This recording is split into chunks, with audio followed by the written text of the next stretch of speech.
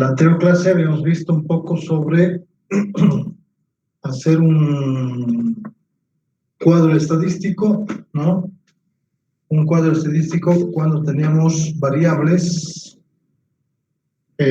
unidimensionales, vamos a decir, variables X, ¿no? De tal manera que podrían haber sido muchos, dependiendo mucho de su frecuencia con que ellos se repetían, ¿no? Ahora vamos a ver, habíamos determinado también a sus frecuencias relativas, frecuencias absolutas, su porcentaje, como también a sus frecuencias absolutas acumuladas y relativas acumuladas. Ahora vamos a ver un poco sobre cómo también formar, vamos a decir, o construir una tabla estadística cuando tenemos datos que son son continuos, son muchos datos, y estos datos había que transformarlos en intervalos de clase. Ahora vamos a ver con intervalos de clase cómo formamos, dice, cómo construimos una tabla de frecuencias absolutas. A ver, vamos a ver entonces lo siguiente. Vamos a colocar la que decimos tablas de frecuencias para datos agrupados en intervalo de clase. Tablas de frecuencias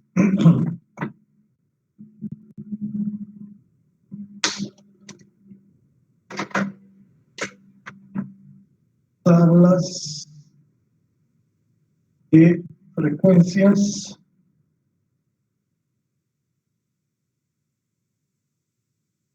para datos agrupados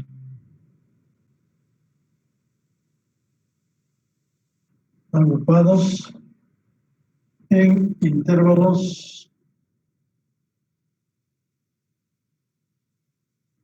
de clase.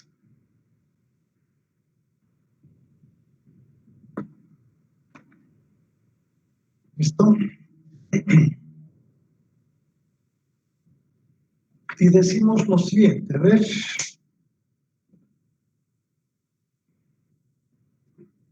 Es una tabla en donde los datos originales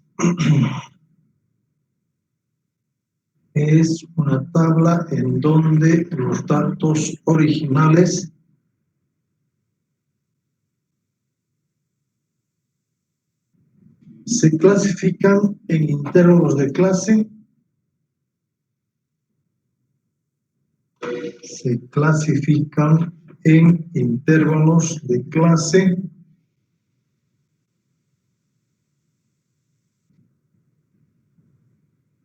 Punto seguido. Las razones para hacer este tipo de agrupamientos son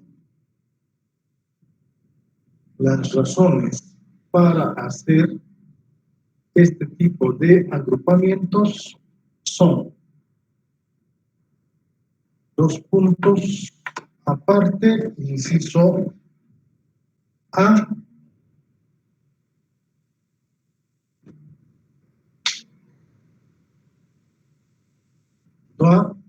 y decimos, es antieconómico y poco práctico. Es antieconómico y poco práctico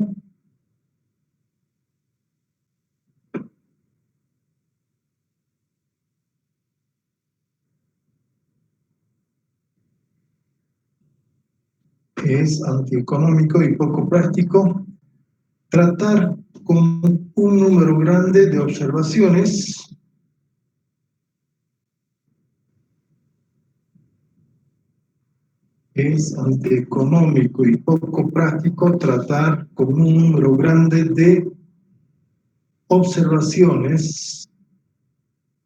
distribuidos en muchos puntajes.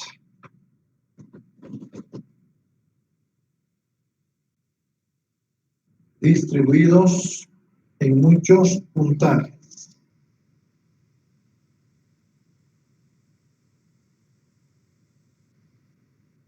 Inciso B.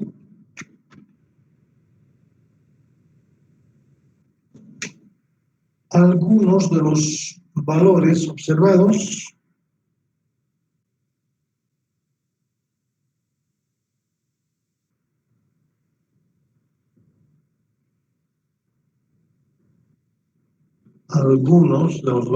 observados tienen asociado una frecuencia tan baja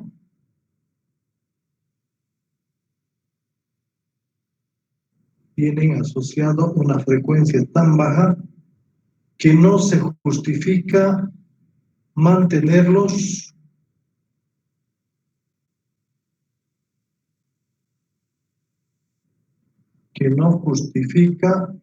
no se justifica mantenerlos como entidades distintas y separadas. No justifica mantenerlos como entidades distintas y separadas.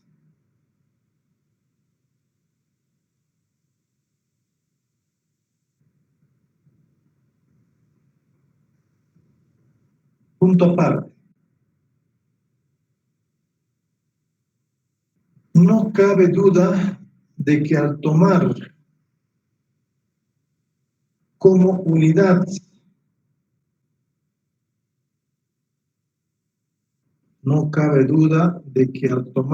como unidad de estudio el intervalo de clase,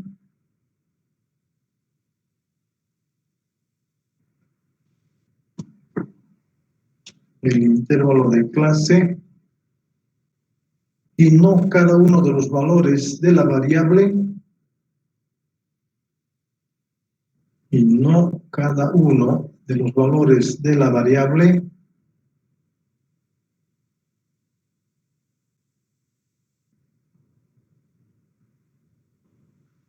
nos va a suponer una simplificación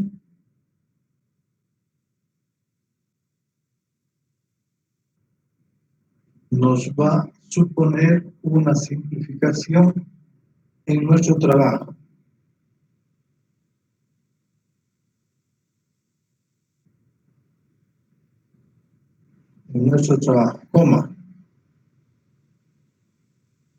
Pero a la vez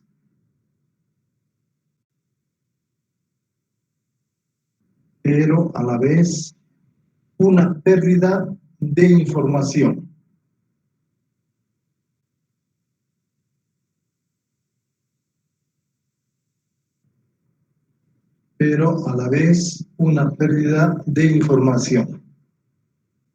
Punto aparte. Hemos de elegir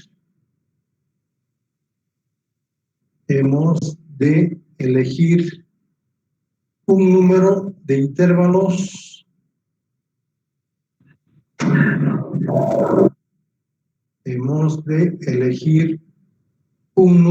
de intervalos que equilibre estos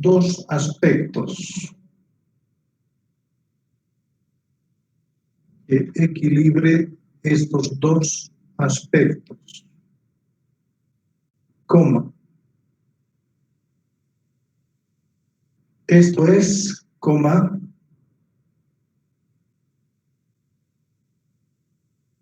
que se evite el detalle innecesario.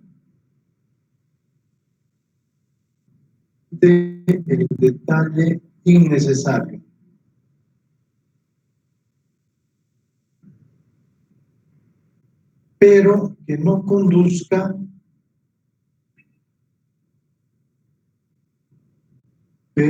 que no conduzca a la pérdida de más información.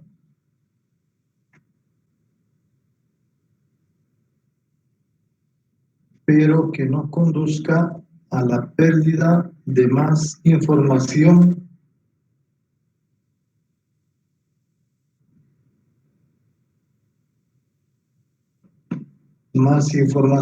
de la que puede ser convenientemente ignorada.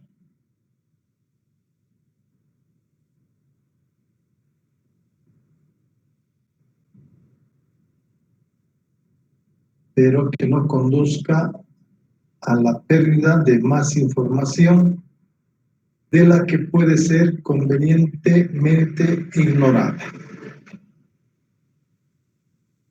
Entonces, esos dos aspectos que menciona el libro, dice, es antieconómico y poco práctico tratar con un número grande de observaciones distribuidos en muchos puntajes.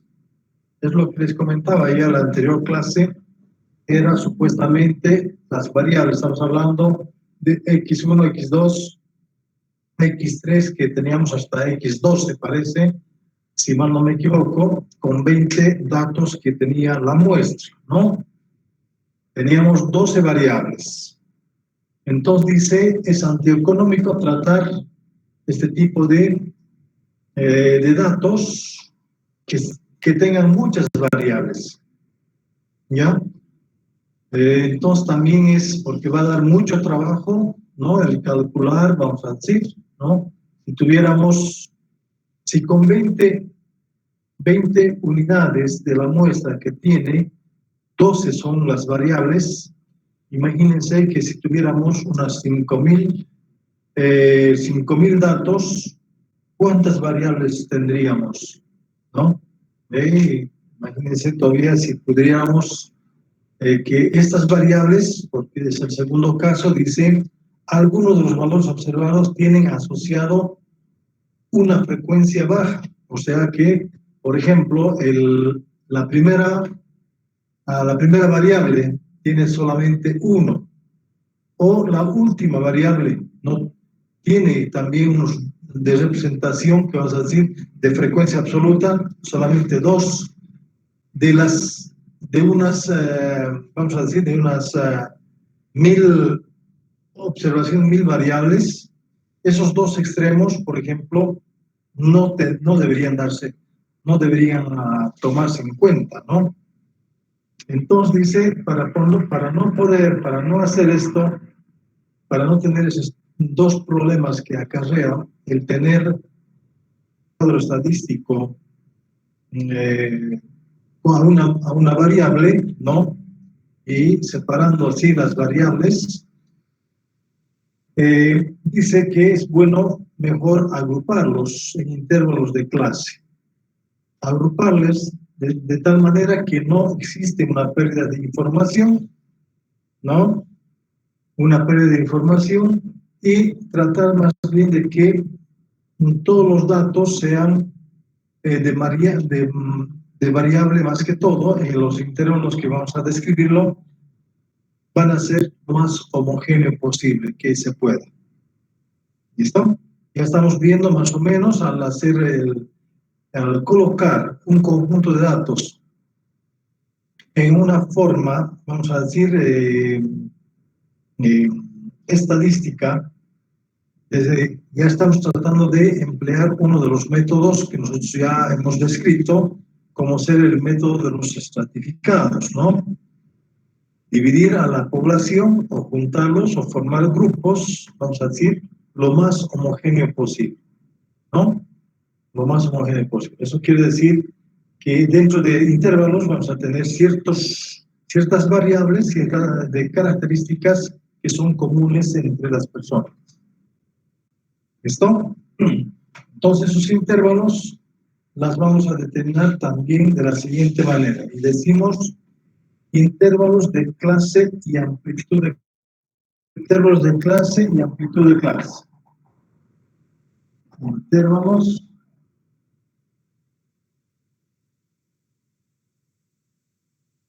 de clase y amplitud de clase.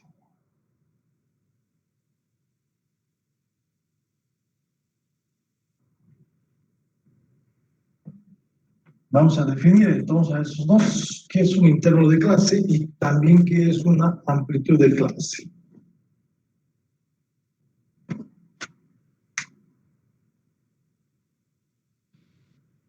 Decimos, un símbolo que define una clase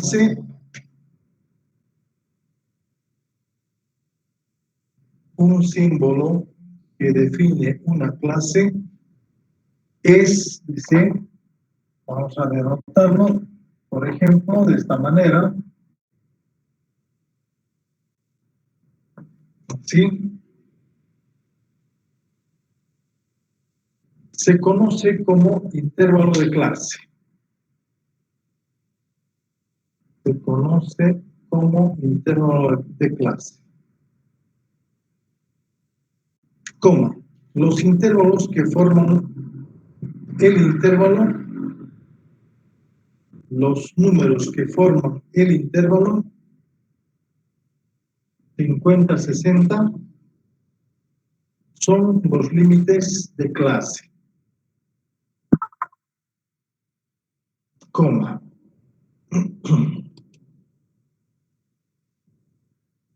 Son los límites de clase, coma. El menor número es el límite inferior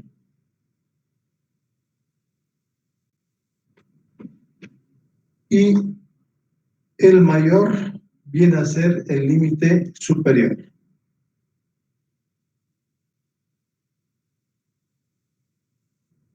Punto aparte. Se entiende por amplitud de clase,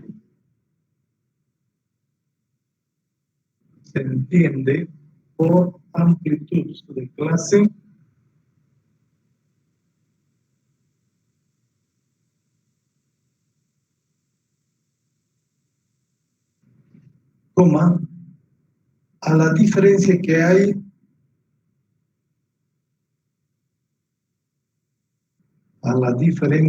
hay entre el extremo superior y el extremo inferior. Entre el extremo superior y el extremo inferior.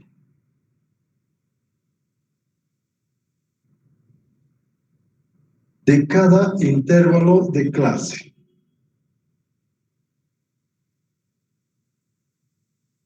De cada intervalo de clase.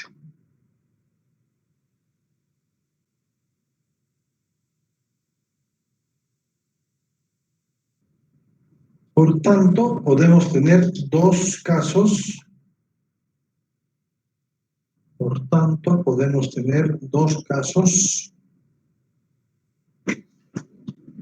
Si son amplituds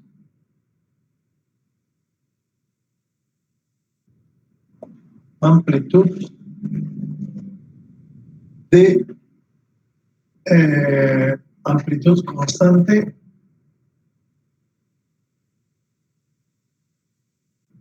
y amplitud variable.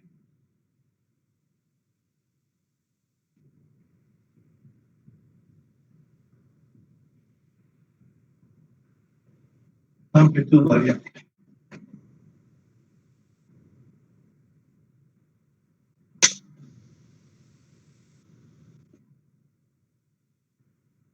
Punto aparte.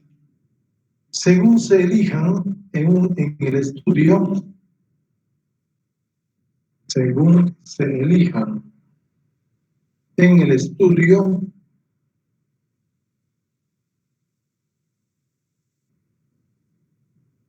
todos los intervalos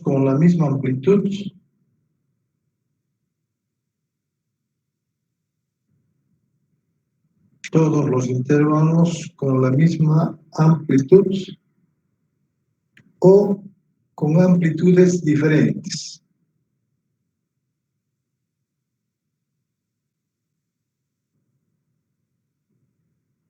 Coma, generalmente es recomendable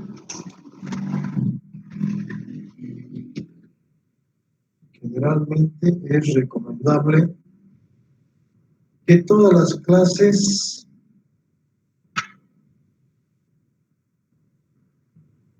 Realmente es recomendable que todas las clases tengan la misma amplitud.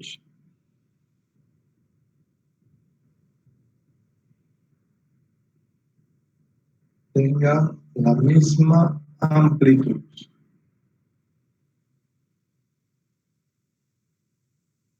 ¿Cómo? Pues con ello se facilitan muchos cálculos posteriores.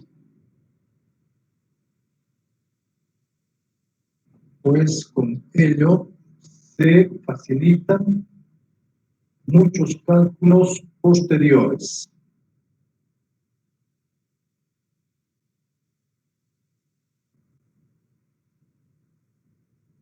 Coma, en algunos problemas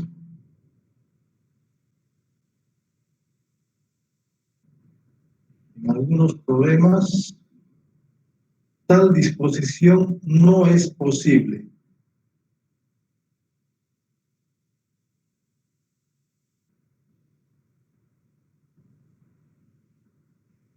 Tal disposición no es posible. Punto seguido. Ya que sus límites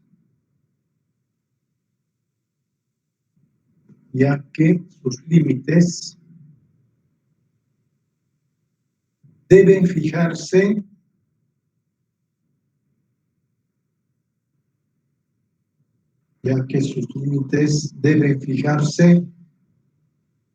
de acuerdo a los datos que se estudian.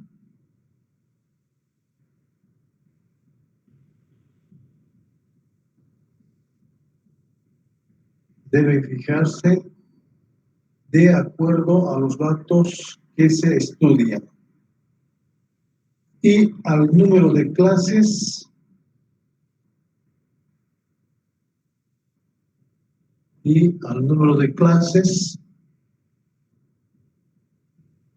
que se ha resuelto utilizar.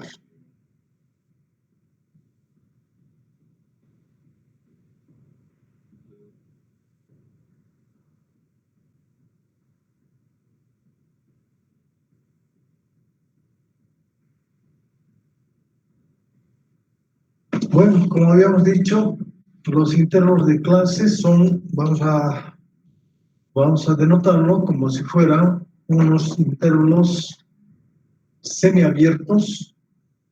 Sabemos que los intervalos en una recta real están representados, ¿no?, a través de dos puntos, donde estos pueden estar cerrados o abiertos. En este caso, para la parte de estadística, lo vamos a caracterizar intervalos que van a ser cerrados en una primera instancia y abiertos en el otro extremo.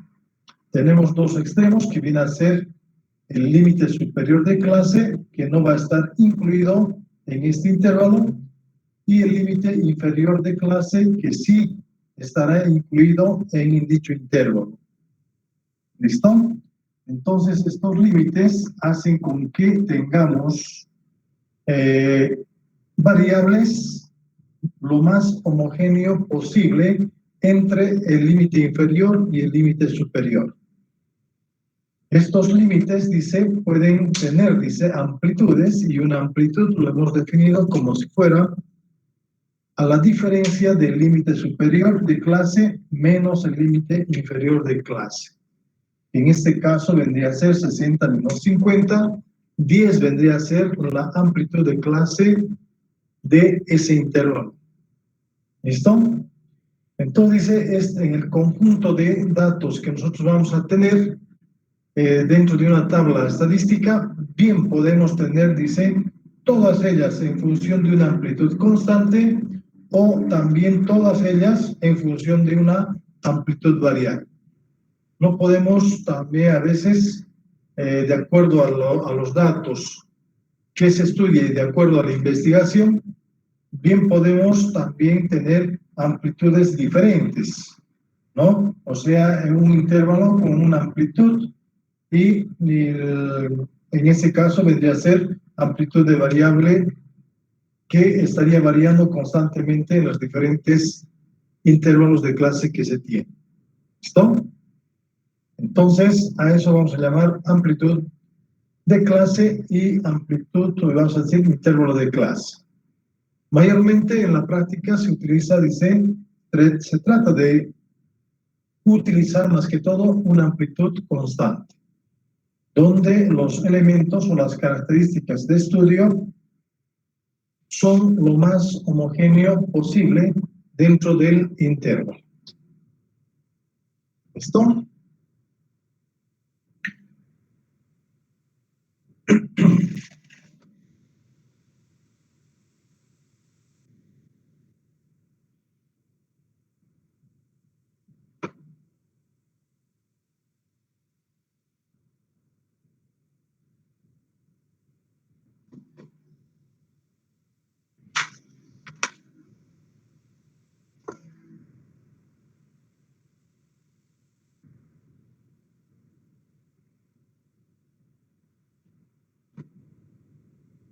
Bueno, entonces también vamos a ver un poco sobre el límite real de un intervalo.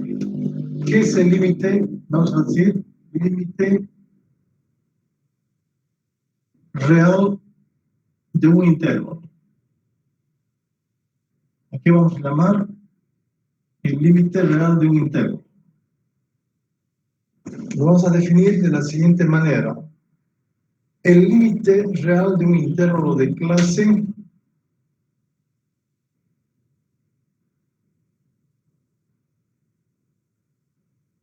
el límite real de un intervalo de clase es igual a su valor aparente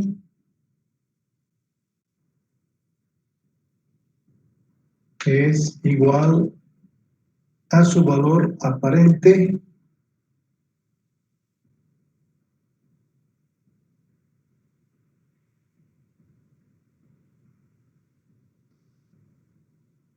más o menos una mitad,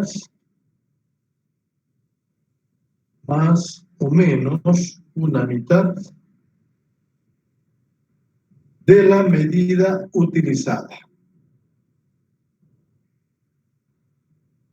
De la medida utilizada.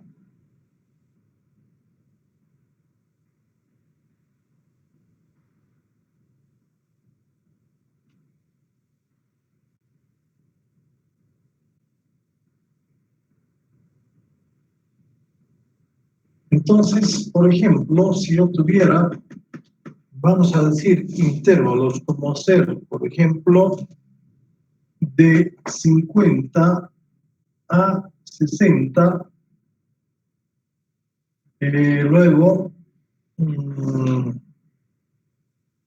diríamos, de 50, vamos a variar de 5 a 54, de 55 a 60, vamos a decir, más 4 son 59, ¿no? Si fuera intervalos constantes, de 60 a 64 y de 65 a 69, suponiendo que podíamos tener intervalos de este tipo, donde pueden observar de que no es un intervalo traslapado, como en este caso. Intervalos traslapados indicamos cuando tenemos intervalos que van a ser dados, varios intervalos, donde este valor superior, del límite superior, se repite en el segundo intervalo que va a ser cerrado en 60 hasta 70, ¿no? Entonces, para poder encontrar el límite real de un intervalo, dice, supuestamente si tuviéramos intervalos de este tipo, donde no tengamos intervalos traslapados, entonces dice, se puede transformar a estos intervalos de este tipo a intervalos traslapados, haciendo que, dice, adicionando y restando la mitad de la unidad de medida que se ha utilizado. ¿Eso qué quiere decir? Que si yo le resto aquí a este intervalo y lo vuelvo en un intervalo traslapado, lo voy a hacer también de la siguiente manera. Lo haré cerrado en, vamos a decir, en 49.5 y 50, y lo voy a sumar 5 unidades al límite superior, 54.5. Siendo así, tendríamos a 54.5 para el segundo intervalo hasta 59.5. Y también de la misma manera, de 50.59.5 a 64.5. Y de la misma manera tendríamos a 64.5 hasta 69.5. Ustedes pueden observar de que los límites ahora, los límites de lo superior e inferior de cada uno de los intervalos, se lo ha restado como también se lo ha sumado la mitad de medida de las unidades que se medían, ¿no? Esto hace con que nuestra frecuencia absoluta, el F sub i, no varía. Sigue siendo la misma frecuencia absoluta para ambos casos. Si a un inicio teníamos 10 para el primero, va a continuar estando 10 en el segundo. De la misma forma de cuando hemos trasladado o hemos encontrado sus límites reales. A estos límites los conocemos entonces como límites reales de un intervalo. Si era 5, 5 se va a mantener, 6 o 7 también se va a mantener en cada uno de los intervalos, ya sea de esta forma o de esta otra forma. Entonces, para poder encontrar el límite real de un intervalo, lo único que hay que hacer es sumar y restar la mitad de la unidad de medida, como lo dice su definición. ¿Listo? A eso vamos a llamar límite real de un intervalo.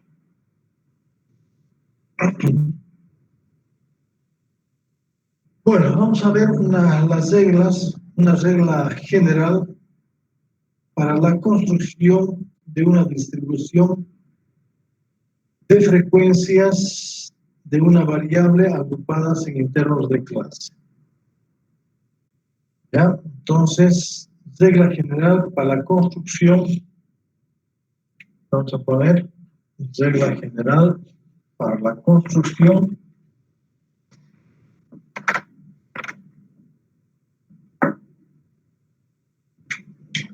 decimos regla general para la construcción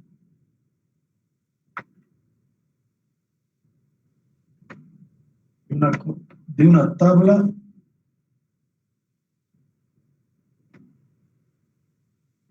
de frecuencias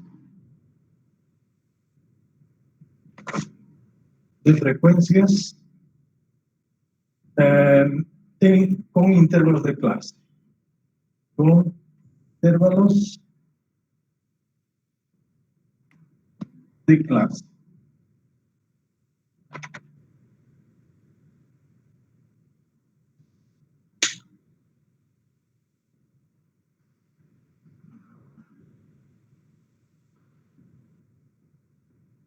Entonces, para construir esta tabla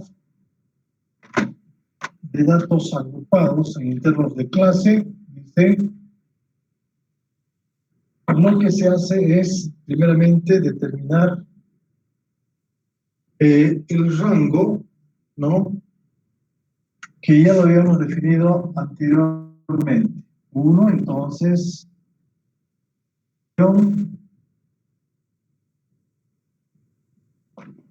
del rango de los datos, ¿no? Y el rango lo hemos denotado con la letra R, y este rango viene a ser, dice, la diferencia del valor más alto de la variable X, ¿no? El valor máximo que lo hemos determinado menos el valor mínimo de las variables. Así lo habíamos denotado a el rango de un conjunto de datos. Luego, determinación del número de intervalos. Vamos a decir determinación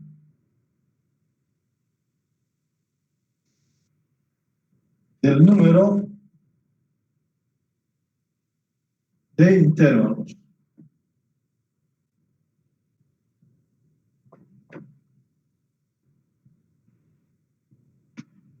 ¿Cómo determinamos el número de intervalos?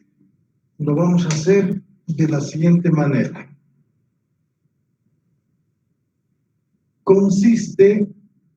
Voy a editar, consiste en dividir el rango de un número,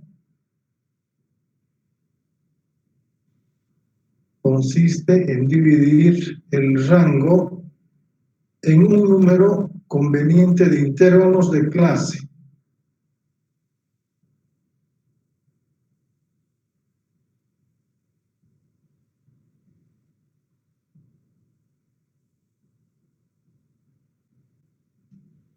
El rango consiste en dividir el rango en un número conveniente de intervalos de clase, coma, generalmente del mismo tamaño. Generalmente del mismo tamaño.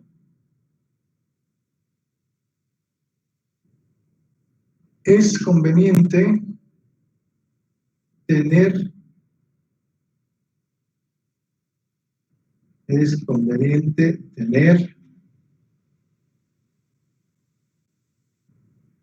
entre 5 y 20 intervalos de clase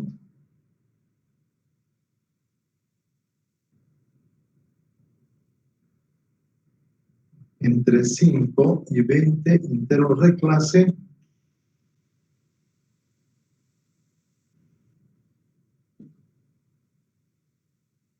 entre más datos se tengan. Entre más datos se tengan, coma, más intervalos de clase deben considerarse.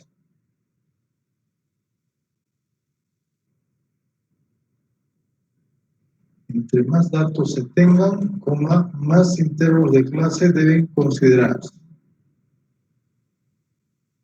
Punto seguido. No hay una fórmula exacta. No hay una fórmula exacta.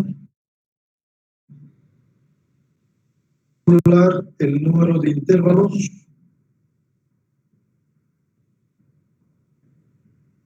Para calcular el número de intervalos.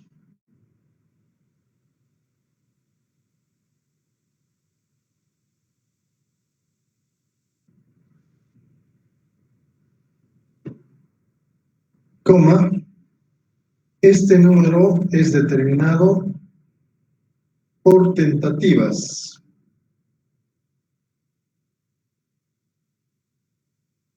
Este número es determinado por tentativas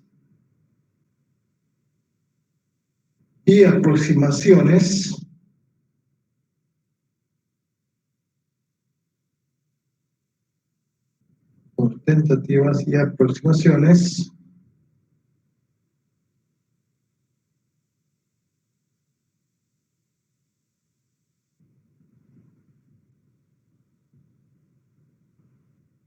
y son por tentativas y aproximaciones daremos a dos soluciones.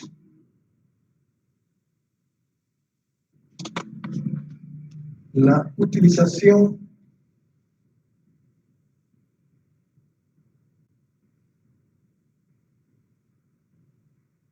a través de las reglas de Sturges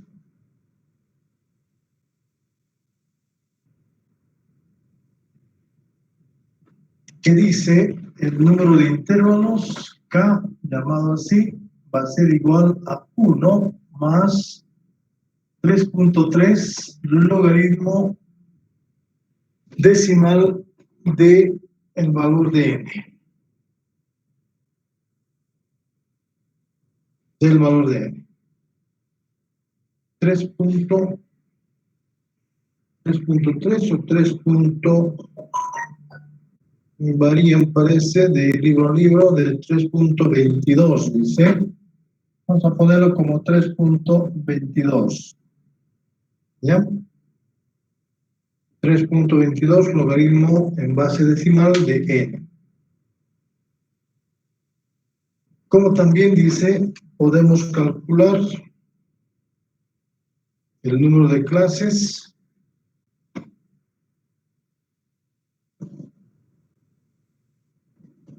a través de otra formulita. Entonces, número de clases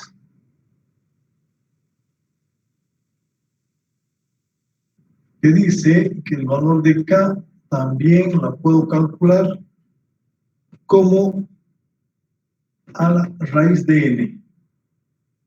La raíz de n para n mayores a 50 datos.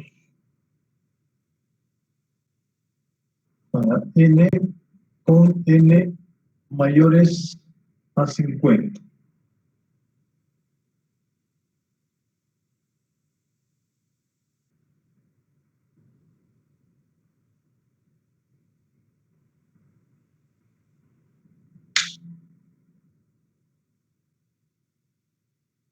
Punto aparte, estas aproximaciones de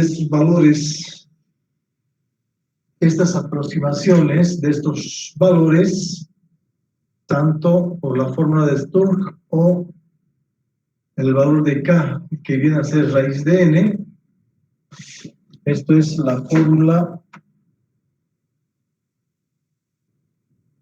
de Sturges, y el otro valor que se lo ha determinado a través de la práctica. Son K igual a la raíz de n. Entonces, esta aproximación dice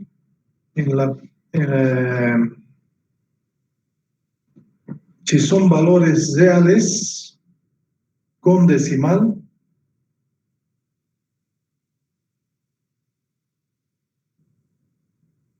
coma, se debe arredondar al entero inmediato mayor.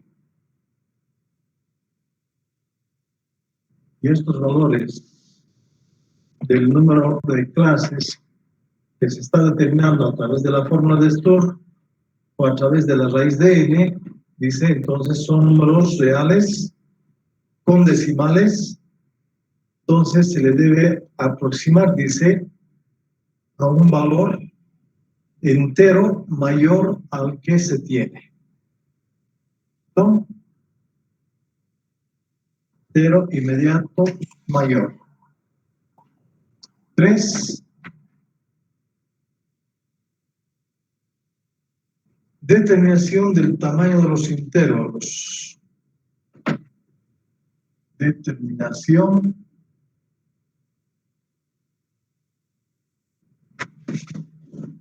del tamaño de los intervalos.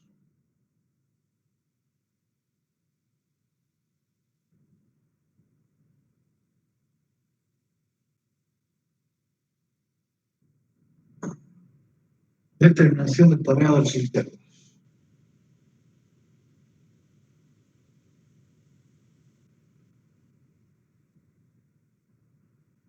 Punto seguido. Como regla general,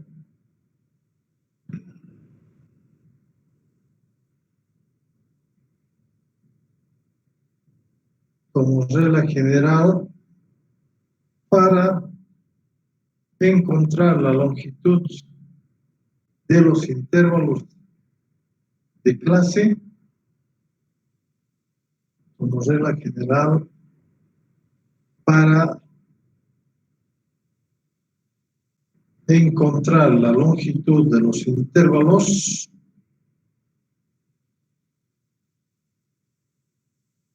se debe dividirse el rango de las observaciones,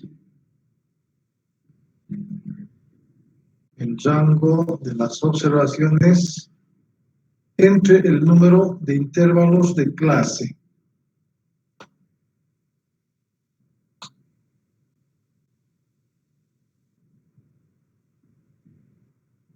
Entre el número de observaciones, entre el número de observaciones, ¿no? Debe dividirse entre el rango de las observaciones entre el número de intervalos de clase.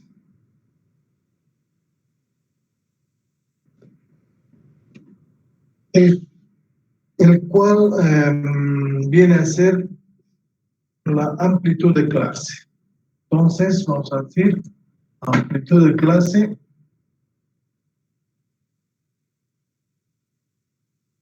va a ser dado por la letra C, y esto también será, dice, al rango dividido entre el número de intervalos.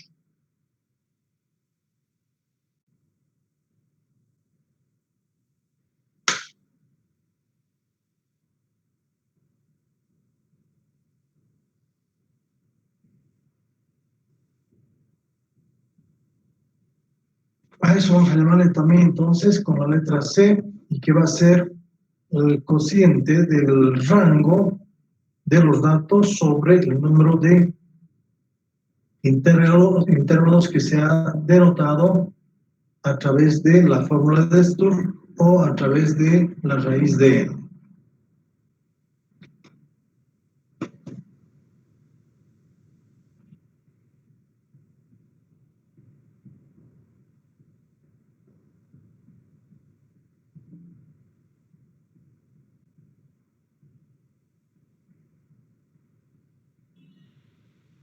Cuatro, vamos a ver la determinación de los límites de clase. 4, determinación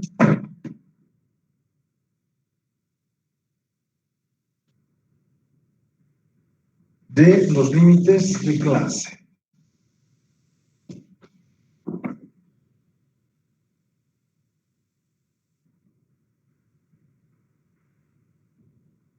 Límites de clase.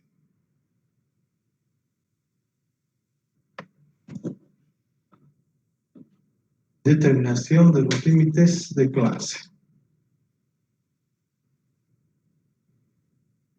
Se debe tomar el resultado numérico. Se debe tomar el resultado numérico más bajo de los valores de los datos originales.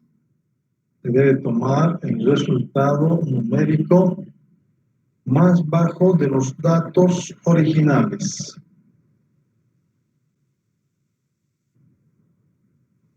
Como el límite inferior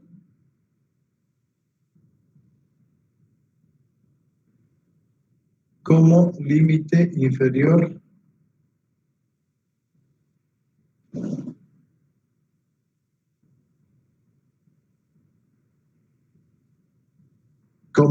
inferior del intervalo de clase. Luego agregar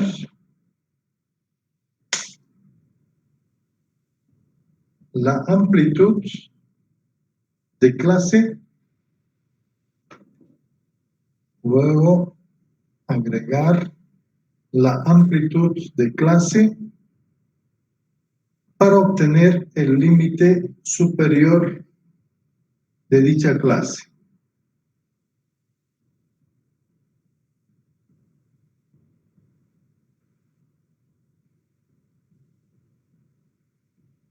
Y así sucesivamente se podrán encontrar los intervalos de clase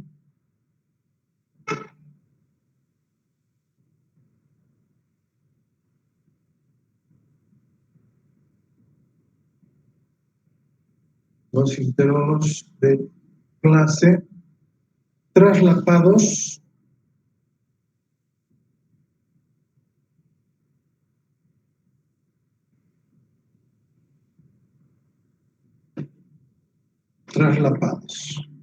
Y 5, determinación de las frecuencias de clase. 5, determinación de las frecuencias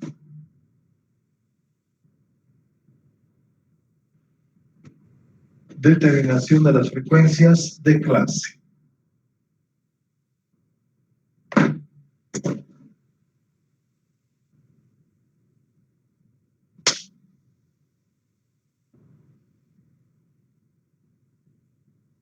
Consiste en determinar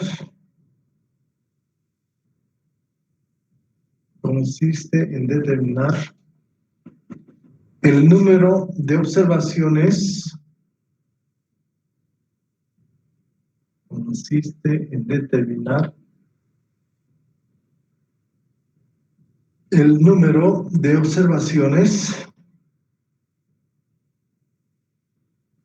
que caen en cada intervalo de clase.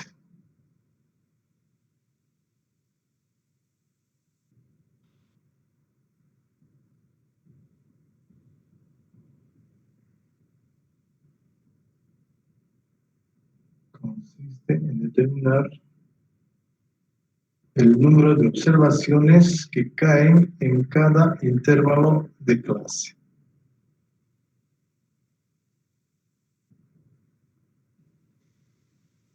¿Listo? Entonces es la forma, dice, de construir una tabla estadística con intervalos de clase, ¿no? Lo primero que hacemos es determinar el rango. Y el rango viene a ser el máximo valor de las variables, el mayor valor de las variables, ¿no? Menos el mínimo valor de dichas variables. Luego determinamos, dice, al número de intervalos. Y el número de intervalos lo determinamos a través de la fórmula de Sturz o a través del valor de K, de la formulita K igual a la raíz de N, que mayormente utilizamos cuando los datos son mayor a 50. ¿Listo? Luego, determinado, decía, este valor de K, si es el número de intervalos, es un valor real, ¿no? Es un valor numérico real, entonces dice que se debe aproximar al mayor entero del valor de K. O sea, si era 7,1 o 7,2, con seguridad tendría que arredondarlo, vamos a decir, al entero mayor, que viene a ser 8, ¿no? Si es 7.1 o 7.2, directamente a 8 podría ser, considerando como 8 el número de intervalos, 8 intervalos. ¿No? Porque no tenemos el número de intervalos, en este caso, no pueden ser fraccionarios, ¿no? Deberían ser números enteros, son valores numéricos enteros. Luego, encontrado, dice, el número de intervalos, pasamos a determinar el tamaño de los intervalos. Y el tamaño de los intervalos lo determinamos, dice, a través del cociente del rango sobre el número de intervalos que se ha podido determinar. A eso lo conocemos como la amplitud de clase. Amplitud de clase que también es el valor, es el mayor valor de la clase menos el mínimo o ¿cómo? La amplitud de clase viene a ser dado por el rango sobre el número de clases, ¿no? Supuestamente este rango también viene a ser, dice, igual a ¿quién?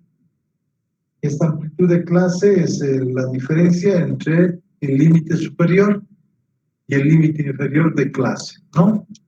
Que lo habíamos denotado como también amplitud de clase. Entonces, al encontrar esta amplitud de clase que viene a ser el rango sobre el número de intervalos, podemos determinar, dice, sus límites de cada clase, de cada intervalo de clase. Y como determinamos, colocando como el mínimo valor, ¿no? El menor valor o el límite inferior de las variables, ¿no? Como límite inferior de clase. Luego a este límite inferior de clase lo aumentamos la amplitud para poder encontrar el límite superior de dicha clase. Como estos intervalos son traslapados, entonces ese límite superior de la primera clase va en la segunda clase a adquirir como límite inferior de la segunda clase, ¿no? Del segundo intervalo de clase. Más la amplitud, estaríamos hablando nuevamente de el límite superior del segundo intervalo de clase, ¿no? Y así sucesivamente podríamos determinar entonces también los límites de clase. Luego, por último, tendríamos la determinación de las frecuencias de clase. Supuestamente, los límites de clase estarían, vamos a decir, formados por un límite superior y un límite inferior. Y entre esos dos límites seguramente debe existir algunas observaciones, ¿no? Que van a ser parte de dicho intervalo. Esas observaciones son las características comunes en estudio, ¿no? Y de esa manera estaríamos nuevamente encontrando o determinando una tabla de estadística con intervalos de clase. A ver, de una manera general, bien podemos colocar como si fuera de la siguiente forma, ¿no? Y sería dada también una tabla general de la siguiente forma. Vamos a ver, entonces.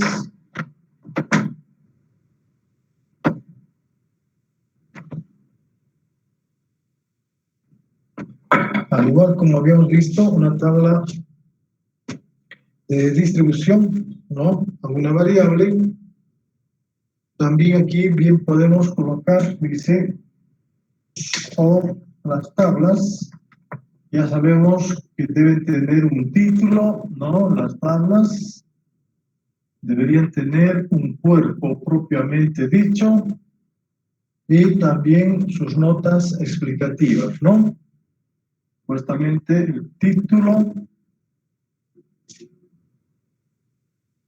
el cuerpo propiamente dicho, cuerpo propiamente dicho, que viene a estar formado por filas y columnas, ¿no? Ya sean verticales o horizontales, y su nota explicativa, ¿no? Nota donde hacemos notar las observaciones de cada uno de los datos que existen. Entonces, podemos en una primera columna a las variables agrupadas en intervalos de clase. variables. Vamos a decir x sub i menos x sub i menos 1, ¿no?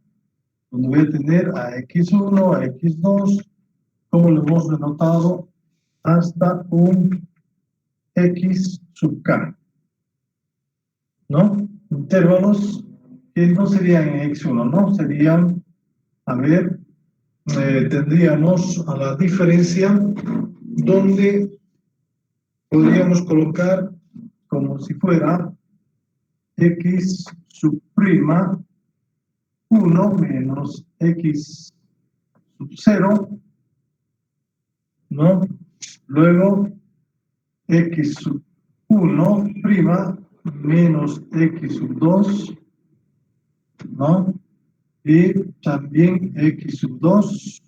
Estos van a ser intervalos traslapados, ¿no? Supuestamente deberían venir de esta forma, así, representados, menos x sub 3 prima, ¿no? Y así sucesivamente hasta un intervalo donde contengamos a los intervalos, vamos a decir, un x sub m menos un x sub m menos 1, ¿no? También en forma de intervalos traslapados. Y luego tendríamos las diferentes variables, como ser sus frecuencias absolutas, el F1, F2, F3, hasta un F sub K, ¿no? Y ya habíamos dicho que la sumatoria también de estos viene a ser igual, las F sub K va a ser igual al número de observaciones. Tenemos a las frecuencias absolutas acumuladas, tenemos también a las frecuencias relativas acumuladas, ¿no? Como también el producto de una frecuencia relativa multiplicado por 100 me va a dar también el porcentaje de cada uno de los intervalos de clase que nosotros vamos a tener. La única diferencia es entonces en los intervalos, ¿no? Ya sabemos que también en las frecuencias absolutas acumuladas, ¿no? Viene hasta un F sub K, que viene a ser igual al número de observaciones, ¿no? H sub 1, H sub 2 y a sus propiedades estamos viendo hasta un H sub K, donde la sumatoria de estos H sub K viene a ser igual al máximo valor, que va a ser igual a 1, ¿no? 1,0. También sus frecuencias acumuladas relativas tendríamos H1, H2, hasta un H sub K, que viene a ser igual al máximo valor, que va a ser 1, ¿no? Y luego tendríamos al 100% de las frecuencias relativas, la sumatoria de H sub 1 por 100, siendo ese el porcentaje de cada uno de los intervalos, la sumatoria de todos los intervalos tiene que darme el 100%. ¿Listo? ¿Alguna pregunta, jóvenes?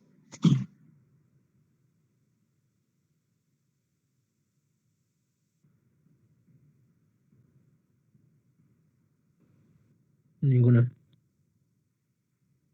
No hay preguntas. Entonces, también ya estamos nuevamente en hora, vamos a pisar el tiempo y quedaríamos aquí, jóvenes. Si no hay más preguntas, entonces quedamos aquí. Ya en la próxima clase ya hacemos un poco de ejercicios sobre esta parte de el cuadro estadístico con intervalos de clase.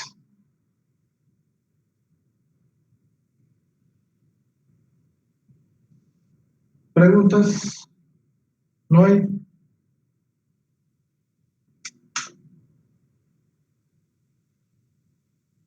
Bueno, si no hay Todo más... claro, ¿Cómo?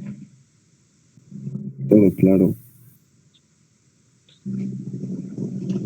Ya, entonces, si no hay más preguntas, nos vemos el día jueves, ¿no?